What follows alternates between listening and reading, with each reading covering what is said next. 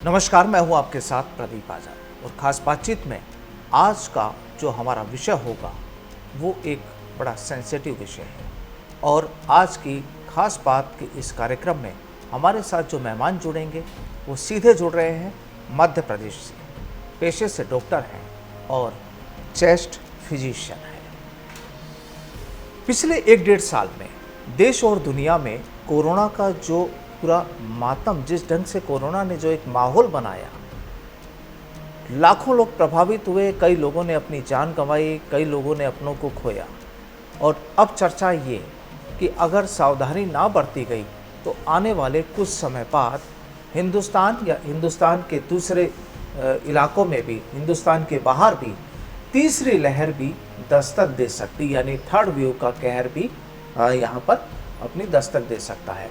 और चर्चा ये कि मुख्य रूप से ये जो थर्ड वेव है ये बच्चों पर ज़्यादा इफेक्ट डाल सकती है, यानी बच्चों के लिए ज़्यादा खतरा है। तो क्या वाकई सब कुछ ऐसा है जो चर्चाएं चल रही हैं? और अगर ऐसा है तो बचाव के क्या उपाय हो सकते हैं? किस तरीके से थर्ड वेव की लहर को कम किया जा सकता है, उसके प्रकोप को कम किया जा सकता है? सीधा रुख करते हैं मध्य प्रदेश से डॉक्टर मुकेश तिवारी जी का। मुकेश जी, आपका बहुत बहुत स्वागत है। और नमस्कार।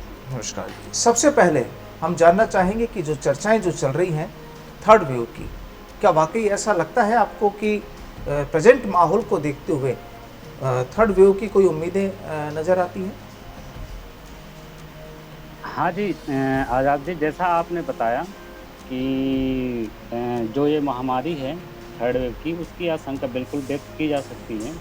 जैसा कि हम अगर किसी भी इन्फेक्शियस डिसीज़ होती है, कोई भी एपिडेमिक होती है, उसका आकलन लगाते हैं तो हम उनमें पीछे जाते हैं। अगर हिस्टोरिकल एस्पेक्ट के पॉइंट ऑफ व्यू से देखते हैं तो 1918 में हमने देखा था कि स्पेनिश फ्लू आया था, जिसमें भी हमने फर्स्ट वेव, सेकंड वेव और थर्ड वेव तीनों वेव भी देखी थी। जिस प्रकार से वायरस स्प्रेड हो रहा था, उसी लय में कोविड-19 का भी इन्फेक्शन स्प्रेड हो रहा है। जिस प्रकार से सेकंड वेव स्पेनिश फ्लू में बहुत हाई पीक में थी with respect to first and third wave, उसी प्रकार ये आकलन कर सकते हैं कि सेकंड वेव हाई पीक होने के बावजूद थर्ड वेव आने की आशंका है। जिसका मुख्य फैक्टर जो है, तो सबसे ज़्यादा इम्पॉर्टेंट फैक्टर है वायरस। वायरस जो है तो हमारा उसका जेनेटिक मैनिपुलेशन बार बार होता रहता है एंटीजेनिक शिफ्ट और एंटीजेनिक ड्रिफ्ट के माध्यम से, जिससे वो अपने वेरिएंट उसके बनते रहते हैं। जो वेरिएंट को और उनके वेरिएंट का mode of presentation, that is clinical feature, इसके अलावा उसका जो सिम्प्टोमेटोलॉजी है, स्प्रेड है, जो ट्रांसमिशन है एक व्यक्ति से दूसरे व्यक्ति में, वो भी अलग अलग रहता है। डॉक्टर साहब, देखिए जिस तरीके से अब 2 लहर आ चुकी है।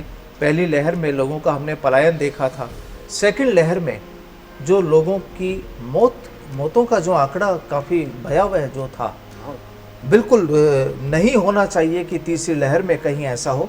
लेकिन सबसे बड़ा सवाल की चर्चा ये कि तीसरी लहर में बच्चे इससे ज़्यादा प्रभावित हो सकते हैं। आखिर किस एज ग्रुप के बच्चे वो हो सकते हैं, किस तरीके से बचाव हो सकता है और क्या एस्पेक्ट्स आपको लगते हैं? अगर हम बच्चों की बात करते हैं सर, तो फर्स्ट वेव और सेकंड वेव में जो हमने देखा था, तो बच्चे बहुत कम ही मात्रा में इन्वॉल्व हुए थे, क्योंकि उसका मुख्य रीज़न, एक साइंटिफिक रीज़न ये भी माना जा रहा था कि उनकी जो रोग प्रतिरोधक क्षमता जो होती है वो एडल्ट से और मिडिल एज ग्रुप से ज़्यादा बेटर होती है जी। उसका भी मुख्य कारण ये है कि जो हमारे शरीर में रोग प्रतिरोधक सेल्स होते हैं, जैसे टी लिम्फोसाइट्स होते हैं, वो ज़्यादा प्रचुर मात्रा में बच्चों में मिलते हैं, और जो कि सक्सेसफुली जैसे ही उम्र बढ़ती जाती है उसकी संख्या धीरे धीरे कम होती जाती है। इसी प्रकार जो कुछ साइटोकाइन्स रहते हैं जो हमारे अंदर इम्यूनिटी डेवलप करते हैं, इंटरल्यूकिन 10 होते हैं, वो भी बच्चों में प्रचुर मात्रा में होते हैं। तो जो उम्र है हमारी, जो जन्म से 5 साल तक की बच्चों की, उसमें टी सेल्स या रोग प्रतिरोधक क्षमता ज़्यादा या बहुतायत में होती है। उसके बाद जैसे जैसे उम्र 5, 10, 15 साल बढ़ती जाती है तो हमारे बॉडी में टी सेल्स की संख्या कम होती जाती है, जिसका कि इम्पैक्ट क्या होता है वायरस का, बॉडी में कम पड़ता है। लेकिन इसके बावजूद भी अगर वायरस अपने शरीर की संरचना चेंज कर रहा है, और कई वायरस एक साथ अटैक कर रहे हैं, और बच्चे भी अगर उनकी रोग प्रतिरोधक क्षमता प्रॉपर तरीके से नहीं होती, क्योंकि हर एक बच्चे की ज़रूरी नहीं है कि एक जैसे ही सबकी रोग प्रतिरोधक क्षमता हो, तो उनमें वायरस का इफ़ेक्ट ज़्यादा हो सकता है। डॉक्टर साहब, जैसे हिंदुस्तान के, अगर हम केवल हिंदुस्तान की बात करें तो हिंदुस्तान के लगभग हर शहर इस समय खुल चुका है। कुछ जगह कहीं नाइट कर्फ्यू है, बाकी जो एक रूटीन जो आम आदमी का था वो लगभग वही भीड़ भाड़ और वही सारी चीज़ें हो गई है। तो क्या लगता है कि थर्ड वेव को इस तरह के हालात भी जन्म दे सकते हैं? बिल्कुल सही कहा आपने।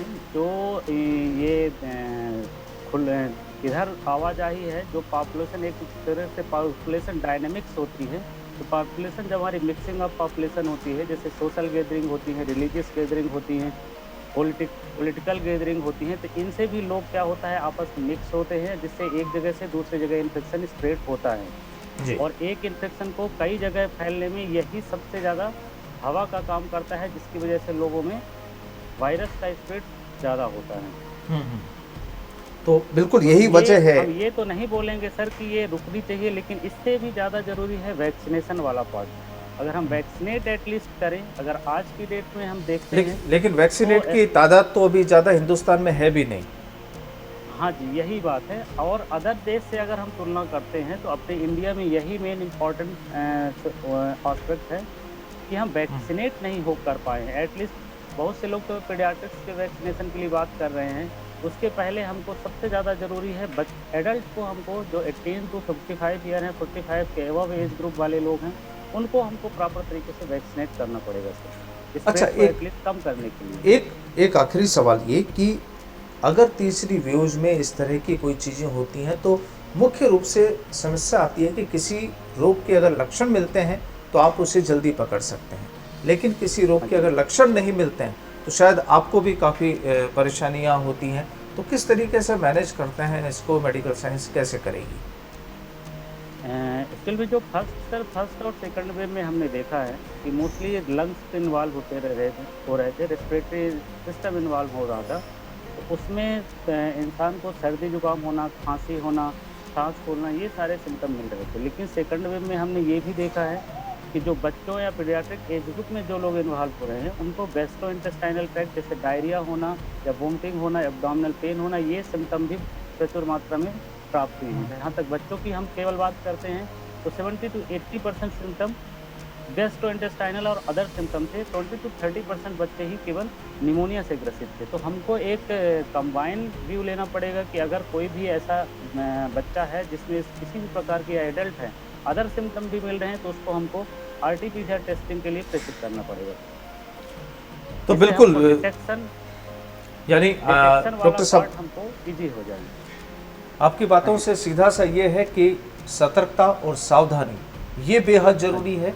तीसरी वेव आ सकती है, लेकिन ये लहर कम से कम असर करे, लोग कम से कम प्रभावित हों और ख़ासकर बच्चे इसके चक्रव्यूह में ना फंसे। और इसके लिए हम सभी को, सरकार को, मेडिकल साइंस को, मेडिकल टीम को और आम लोगों को, सभी को एकजुट होकर इसके प्रति जंग लड़नी पड़ेगी। वाकई एक इसके जंग ही कह सकते हैं कि जब तक कंप्लीटली ये चीज़ क्लियर ना हो जाए कि हाँ अब इसका द एंड हो चुका है, अब आप फ्री हैं। लेकिन अभी के हालात देखते हुए ऐसा नहीं कहा जा सकता है और उम्मीद यही है कि हम सब सतर्क रहें और सावधान रहें। डॉक्टर साहब, आपका हमारे साथ जुड़ने के लिए बहुत बहुत शुक्रिया। फिर मुलाकात होगी। नमस्कार। Thank you.